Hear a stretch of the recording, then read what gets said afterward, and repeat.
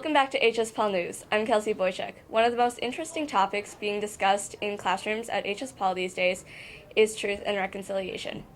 Students around Canada are learning about the dark chapter in Canadian history where our fellow First Nations students were unfairly moved into residential schools and mistreated. Our first report comes from Talia Morrison, who along with the HSPAUL News team was invited to have brunch at Nietzsche Commons with Senator Murray Sinclair, the head of the Truth and Reconciliation Commission. Hi, I'm Talia Morrison. Our journey in Truth and Reconciliation began with a simple message sent to Senator Murray Sinclair for an interview request. Instead, he suggested that we meet for brunch at Nietzsche Commons to discuss our point of view. This story has special meaning to me because two of my great-grandparents have gone to residential schools. Murray Sinclair is a Canadian senator, former judge, First Nations lawyer, and the chair of the Residential Schools Truth and Reconciliation Commission. He is the first Aboriginal judge appointed to Manitoba and was recently appointed to the Canadian Senate by Prime Minister Justin Trudeau.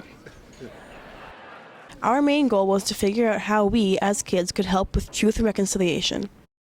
Our meeting was set for Nietzsche Commons on Main Street. Nietzsche Commons is a community-based restaurant and store owned and operated by Aboriginal peoples. After presenting Mr. Sinclair with some ceremonial tobacco, we were anxious to ask him a question about this quote.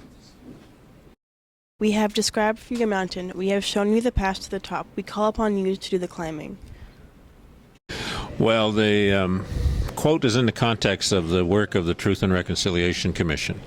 And what that referred to was the fact that there was a great deal hidden from Canadians about the experience of Indigenous people in this country. And our intention was to reveal that story, to reveal that history, and to make people aware of why things are the way they are when it comes to Indigenous people. And by doing that, by making people aware of what it is that exists and why things exist, we are now saying it's our obligation to do something about it. Senator Sinclair's answer was exactly what we were looking for, a great starting place. The vision of all of that for us was that we want people to believe that they can have a better relationship with each other in this country. We want Indigenous people and non-Indigenous people to believe enough in each other that they will work towards having a better, mutually respectful relationship. But we also told people that it must also recognize, this process must also recognize that Indigenous people have long been oppressed. Their histories have been denied to them, their languages and cultures have been denied to them, and therefore their identity has been taken away from them. And that initially, before we can even talk about mutual respect or have mutual respect, we have to understand the importance of assisting an Aboriginal youth to gain self-respect, to gain pride in themselves, their identity, their history, and their peoples. Our next question was our most important one. We asked, how as kids from the Louisville School Division can we contribute to truth and reconciliation? What we have said, and what I have said many times, is that it begins by being friendly towards each other. The context or the concept of reconciliation is about being friends. And the interesting thing is that young people, children particularly, naturally become friends with each other and naturally are friends when they play together. It's at a certain age that separation comes to be, and it's the responsibility of adults to ensure that we do not do whatever it is that we're doing to drive those children apart, to interfere with that natural friendship that they have with each other. At the end of the day, Senator Sinclair posed for pictures with us and we said our goodbyes. The most valuable lesson I learned was that truth and reconciliation doesn't have to be difficult. Senator Sinclair made it very clear that for kids, the best starting place is to be friendly. I think we can all do that. I like to dedicate this story to my great-grandmothers. I'm Talia Morrison, reporting from Winnipeg. Thanks, Talia. That gives us a lot to think about, and is a great reminder that we all have a part in helping each other heal. Let's turn it over to Krista Brown with our weather report. Hi, I'm Krista Brown with your weather report for the rest of 2016. Winter will be much milder than last year, however, there's going to be a lot more rain and snow. Snowfall will be near normal in most of the region, but above normal in the west of the province. Very cold weather will hang around in late December, but will break in early January. Looking forward to great conditions to skate on the duck pond or ice fishing in Lake Winnipeg, sooner rather than later. I'm Krista Brown, keeping it warm. Back to you, ladies. My name is Aoife Ukrainik. Our next news story today involves our new school theme. HSPAUL is set to work on the theme of belonging this year, and our junior high classes are getting an amazing first-hand experience with just that. So for this special report, HSPAUL News set out to find out how a French exchange program called Experiences Canada has shown us the true meaning of belonging. Have a look. Hi, I'm Ellie Anderson, and over the last year, students in grades 7 and 8 were lucky enough to take part in a French exchange program called Experiences Canada. Students from HSPAUL went to Bathurst, New Brunswick, and learned about the life, culture, and home life of their exchange buddies. Experiences Canada is a government program sponsored from Ottawa by the government, and it's an exchange program across Canada.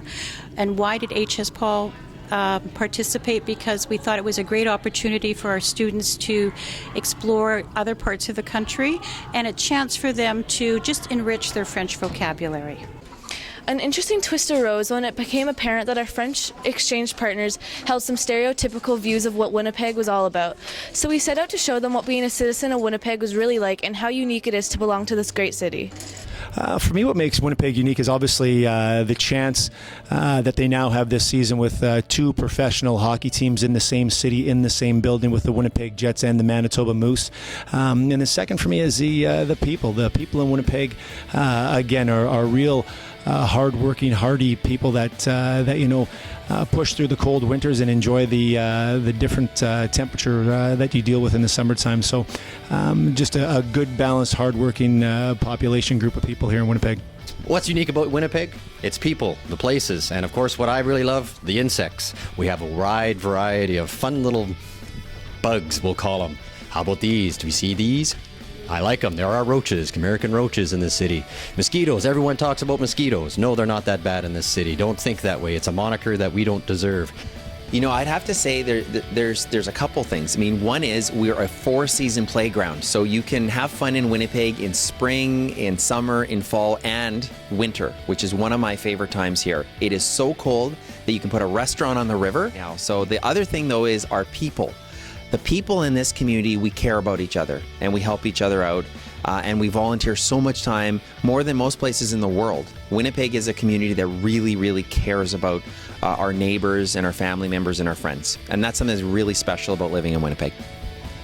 We're like one of everything in this town. Is we create amazing things, whether it's art or actually manufacturing things. We build I'll tell you right now, some of the biggest apps in the world are designed and built in Winnipeg. Our tech is crazy. We're like everyone thinks it's all like Silicon Valley in California. Man, I'm telling you, Winnipeg's crushing it. Art scene, ridiculous. Our food scene, as good as anywhere in the country. And we're interesting people. And we sort of fly under the radar, right? Kind of like underdog, but I like it. And huge shout out to Bathurst, New Brunswick, because my dad's from there. So my name's Ace Burpee. His name's Al Burpee. Went to Bathurst High School up there, North Shore. Bathurst, what's up? I love it out there. And you know what else Winnipeg's good at? People come here from all over the place, and they can make a life for themselves and feel at home and fit right in. It's really cool. So great to have you. And open your eyes, and you'll learn a lot of cool things because we make and are super cool here. What's unique about Winnipeg is the people. I've lived in cities across the country and I've never met people like Winnipeggers. They are fiercely loyal to their city. And on top of that, they really embrace everything about it, especially in winter when it can get frigid. But whether it's -5 or -45, Winnipeggers are outside embracing it and enjoying it, whether that means skating on a backyard rink, out on the Red River Mutual Trail, or taking in Festival. They're doing it with a smile on their face. Even if their lips are a little bit blue from the cold, they're doing it and enjoying it. And that's what I love about this city and about the people. What's unique about Winnipeg is that it has a big city feel, but at the same time it's almost like a smaller community. And where you go out and you meet someone and you're going to see them around quite a bit, and it's kind of a cool feeling, especially playing for the Bombers and it being a community-owned team, and the fans in the city and the province really get behind you and really support you, and I think that's a pretty cool thing. Well, we're dealing with it right now. I think young people like yourselves truly do make the city unique. I'm not just saying that because you're here. I think we're an amazing city in terms of our diversity. And when you look at the diverse nature of our city, it's incredibly unique. But not only that, the fact that we live in what I consider to be peace and harmony in our city. We have Folklorama, which has been running for 45 plus years, where we absolutely celebrate that diversity. And so that is a unique thing about our city. When you look across the country, you look across the globe, you don't see any city with that type of diverse culture, everyone celebrating each other and appreciating what we have to bring to it. So I think that's a significant thing that our city can actually teach the rest of the world. That's incredibly unique about us. Well, I say returning AHL and Team Slani's for the process Mike Bossy's record at the old Winnipeg Arena. And then one of the darkest days 20 years ago when our Jets left for the original Jets left for Phoenix at the old Winnipeg Arena, 1996, 20 years ago.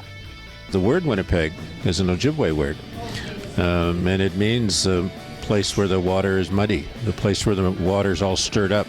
It's not really about muddy waters, it's a place where the water is all stirred up. And so it's because in Winnipeg, two rivers meet, and they join into one river and flows north to Hudson's Bay, and that stirs the water up and makes the water look a little dirtier, but it's really just because the water is all stirred up. That's why it's called Winnipeg. In our language, we would call it HSPAUL, which means the place where all the dirt gets stirred up by the water.